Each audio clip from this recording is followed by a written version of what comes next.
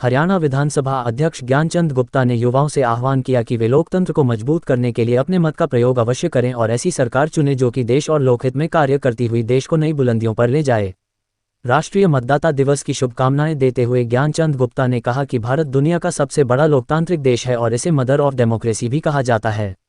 इस वर्ष का राष्ट्रीय मतदाता दिवस विशेष है क्योंकि देश आज़ादी के 100वें वर्ष का संकल्प लेकर सिद्धि के मार्ग पर चल पड़ा है।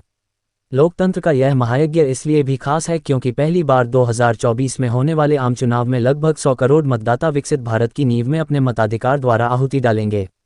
विधानसभा अध्यक्ष ज्ञानचंद गुप्ता ने कहा कि लोकतंत्र को मजबूत बनाने के लिए मतदाता का जागरूक होना आवश्यक है। मतदाताओं को अपने मताधिकार का प्रयोग करने के प्रति जागरूक करने के उद्देश्य से 25 जनवरी को मतदाता दिवस का आयोजन किया जाता है।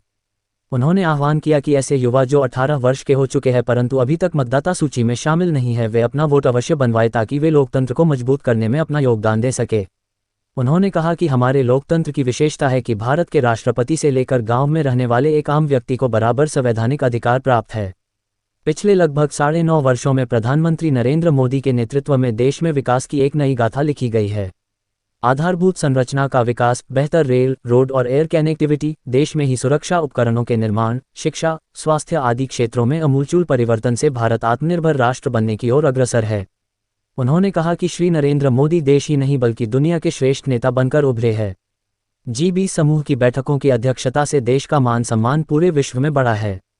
विधानसभा अध्यक्ष ने कहा कि आम चुनावों को भारत सबसे बड़ा पर्व मानता है।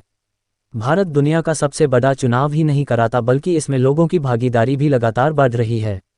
उन्होंने युवा मतदाताओं से आह्वान किया कि वे लोकतंत्र के पर्व चुनाव 2024 में बिना किसी दबाव में अपने मत का प्रयोग करें और एक ऐसी सरकार चुनें जो देश को विश्व में एक अलग पहचान दें।